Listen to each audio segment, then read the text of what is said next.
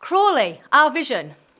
We've got the usual stuff. If you go to any local authority, I'm sure you'll recognise some of the words in front of us. It's about growth, it's about economic prosperity, it's about preserving the environment. You know, as a local authority, we have some real challenges and we've got to tick an awful lot of boxes. But at the end of the day, you guys are here because you want to hear about Crawley and hopefully hear about Crawley, and want to hear about what's happening, what's about the place, why you should be here. Now, can you imagine a space roughly 5 miles by 6 miles? And in that is the second largest airport in the country, over 100,000 people, 86,000 people work there, and the largest employment area in the Gatwick Diamond. Now, just imagine that.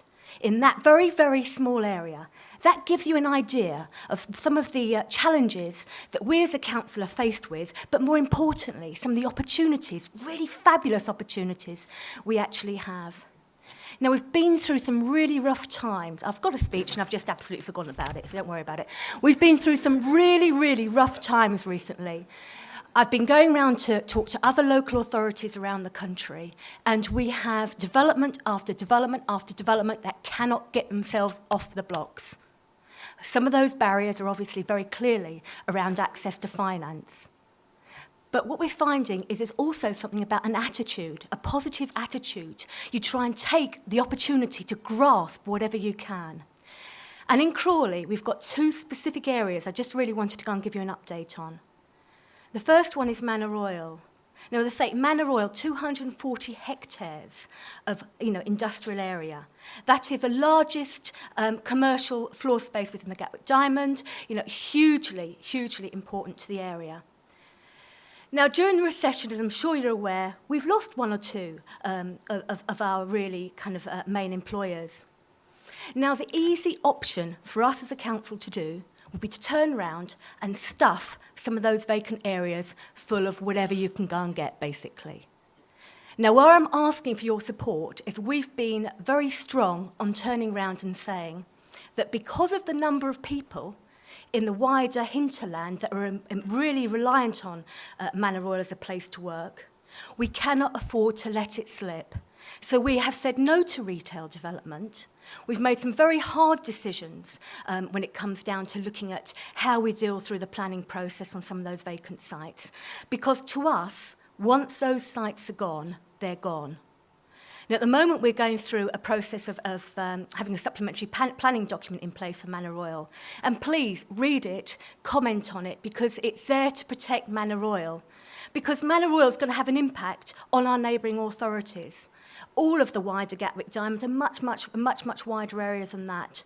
You could arguably turn around to me and say this is one of the areas where the LEP should really be focusing on, because it has such a huge importance to everybody else. And the other issue I wanted to talk about is town centre. Now, why Crawley? And the bottom line is we are facing a march on internet shopping, which means that the way people use town centres is fundamentally changing. We're looking at leisure uses in town centres. We're looking at residential uses in town centres. But what we can't afford to do as an area is have bleed. We know people are using the internet for very, very good reasons, but we can't afford to let our position in Crawley slip and slide.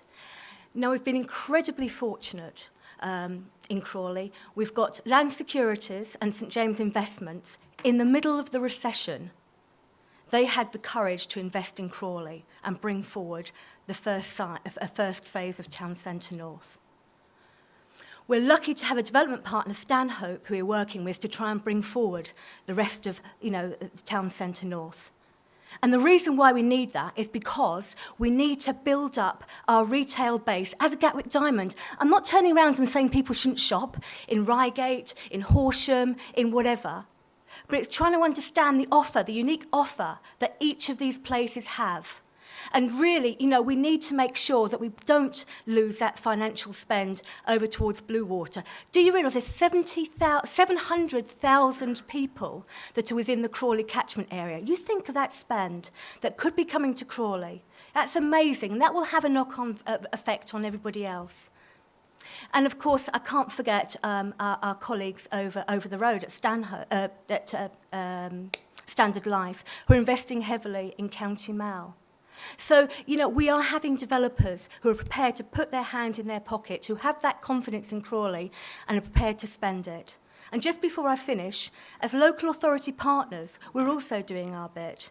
We're putting our hand in our pocket for on the tune of £5 million to look at how do we improve the public realm. Because the bottom line is, you need to make the place look good. If you want people to spend the money, we can't wait for big developments. We've got to put our hand in our pocket and make this work now.